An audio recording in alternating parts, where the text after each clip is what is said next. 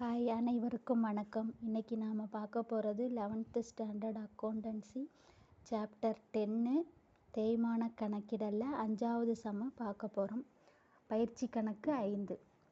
ஜனவரி 1, 2015 அன்று 4 லட்சம் மதிப்புள்ள இயந்திரம் வாங்கப்பட்டது. ரூபாய் 15,000.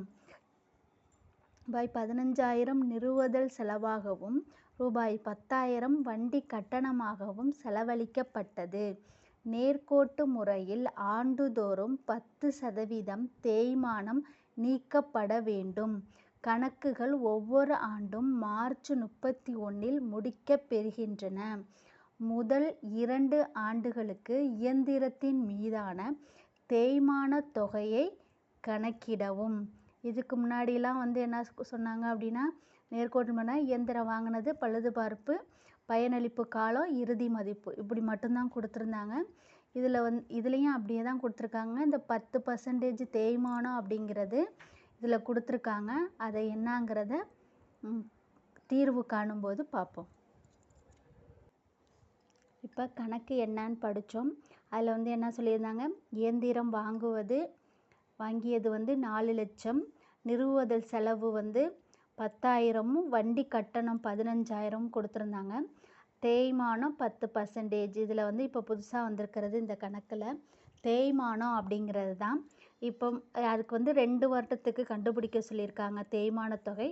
இப்போ முதல் வருடம் எப்படின்னா 1/1/2015லேருந்து 1/3/2015. அவங்க என்ன சொல்லியிருக்காங்க, ஒவ்வொரு வருடமும் மார்ச் 31 கணக்கு முடிக்கணும் அப்படின்னு சொல்லியிருக்காங்க.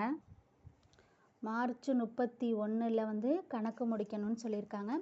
அதனால் 1/1/2015லேருந்து அந்த வருடத்தில் என்ன செஞ்சுருக்காங்க, முதல் இது 1ஆம் தேதி 1வது மாதம் ஜனவரியில் வாங்கியிருக்காங்க. அந்த வருஷத்தோட எண்டிங் பார்த்திங்கன்னா 31/3/2015. இப்போ அடுத்த வருஷம் ஆரம்பிக்கும்போது இங்கே என்ன ஆரம்பிப்பாங்க, 1/4ன்னு ஆரம்பிப்பாங்க. இப்போ இதில் இயந்திரம் வாங்கியது 4 லட்சம், நிறுவுவதில் செலவு 10,000, வண்டி கட்டணம் 15,000. இதை 3ஐயும் கூட்டினா 4,25,000. இப்போ 4,25,000 இன்ட்டு 10% கொடுத்துருக்காங்களே, அந்த 10/100 இன்ட்டு இங்கே என்ன கொடுத்துருக்காங்க, 1/1லேருந்து 31/3 வரைக்கும். அப்போ 1/1னா ஜனவரி, பிப்ரவரி, மார்ச், 3வது மாதம் அப்படிங்கிறது மார்ச். அப்போ 3 மாதம், மொத்தம் எத்தனை மாதம், 12. அப்போ 3/12. இதை அடித்தோம் அப்படின்னா இந்த 2 0க்கு இந்த 2 0 அடிபட்டுரும். 3 12, 1 3 3. இப்போ இதை அடித்தா இந்த 0க்கு இந்த 2 0க்கு 2 0 அடித்தா 3 12. இதை 2ஆல் அடித்தோம்னா இங்கே 1 2 4, 1 2 2 4, பாக்கி 1 இருக்கும். 10 போட்டால் 2 10. அதை மறுபடியும் 2ஆல் அடித்தோம் அப்படின்னா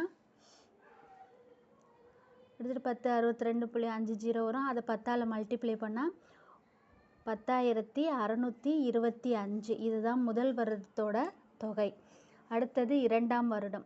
2ஆம் வருடம் என்ன செஞ்சாங்க, ஒவ்வொரு ஆண்டும் என்ன சொல்லியிருக்காங்க, 31/3/2016 மார்ச்சில் முடியணும் அப்படின்னு சொல்லியிருக்காங்க. மார்ச்சில் முடிஞ்சால் நம்ம ஆரம்பிக்கிறது எந்த வருஷம், எந்த மாதத்தில் ஆரம்பிக்கணும் அப்படின்னா, மொதல் வருஷத்தோட ஏப்ரலில் ஆரம்பித்து அடுத்த வருஷத்தோட மார்ச்சில் முடிக்கணும். ரைட்டா? இதை தான் ஃபினான்சியல் இயர் அப்படின்னு சொல்லுவாங்க. இப்போ அதே மாதிரி 4,25,000. இந்த 4,25,000 இன்ட்டு 10%. இப்போ இதில் 1/4லேருந்து 31/3 வரைக்கும் டோட்டலாக கூட்டினோம்னா 12 மாதம் வரும். 4 5 6 7 8 9 10 11 12 1 2 3. அப்போ 12 இது போடக்கூட வேண்டியதில்லை, உங்களுக்கு புரியணுங்கிறதுக்காக நான் போட்டு வச்சுருக்கேன்.